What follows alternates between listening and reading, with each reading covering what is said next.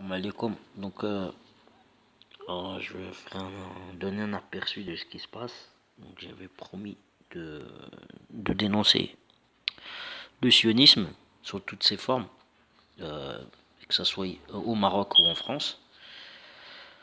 Donc, auparavant, j'avais déjà fait des vidéos disant que j'avais eu un divorce, que l'ex-femme, donc avec qui j'étais, j'ai pas consommé le mariage, mais elle avait mis l'adresse de chez ma grand-mère. Et actuellement, je suis marié avec ma femme qui vit chez ma grand-mère aussi. Donc, il y a une similitude dans l'adresse avec mon ex-femme. L'autre similitude, c'est que je travaille encore dans le transport, comme pendant que j'étais marié avec la première femme. Et là, j'ai la même situation. Ça veut dire que l'entreprise dans laquelle je travaille, en fait, est en train de me faire comprendre que voilà, je suis pas le bienvenu, apparemment. Donc, comment je l'ai su, c'est que par exemple, il y a une ligne que personne ne voulait, donc tout le monde a pris la ligne qu'il voulait.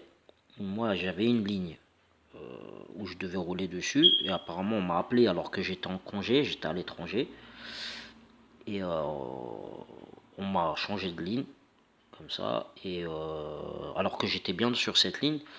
Donc on m'a mis sur une ligne où il y a apparemment, bon moi je rencontre beaucoup de problèmes, hein.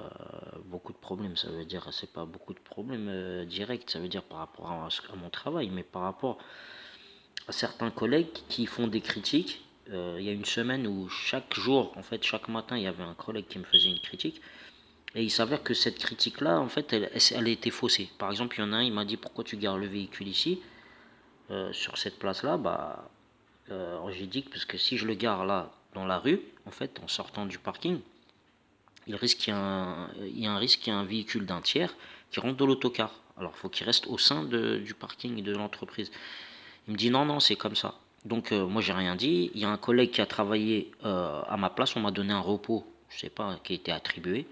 Ce collègue a pris mon bus, il l'a garé au niveau de la rue, où on m'a demandé de le garer. Apparemment, j'avais fait une bêtise, et le véhicule a été enfoncé. Voilà. Donc, il y a un véhicule du tiers pendant le week-end, la nuit ou quoi. Donc, moi, j'avais fait la photo, je leur ai envoyé. Donc, ils étaient étonnés. Donc, là, ils sont en train de s'apercevoir que, voilà, qu'il y a des choses qui tournent pas rond déjà. Donc, par rapport à des critiques. Après, donc là, je suis en train de recevoir des lettres.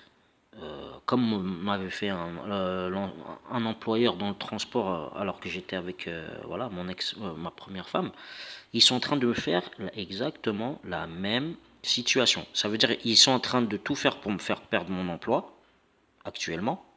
D'accord. Hier, j'ai eu une cliente qui était dans le bus.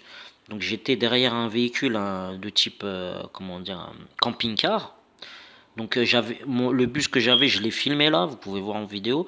C'est un bus qui, bah voilà, il est pas assez puissant pour comment dire, pour doubler dans de faibles distances. Donc j'ai pas pu doubler le véhicule, il m'a ralenti, j'ai été en retard automatiquement sur mon temps de parcours. Je suis arrivé, on était à proximité de la gare de Bénin, donc c'est limité à 50 et à 30 km/h, puis encore à 50. D'accord. Donc je roulais, j'ai respecté les limitations. La dame est venue me voir, elle me dit ouais, pourquoi vous roulez pas plus vite? Alors que en entrant dans le bus déjà, elle m'a fait une réflexion. Elle m'a dit moi je ne parle qu'avec des êtres humains, je sais pas quoi. Et là, quand elle m'a dit de rouler plus vite, j'ai dit non. J'ai dit moi désolé, je suis un chauffeur, je respecte les limitations et c'est pas par rapport à votre correspondance de train que je vais rouler plus vite. Ça lui a pas plu. Apparemment, elle a fait une plainte ou je sais pas quoi. Voilà. Donc c'est comme ça qu'ils font des dossiers.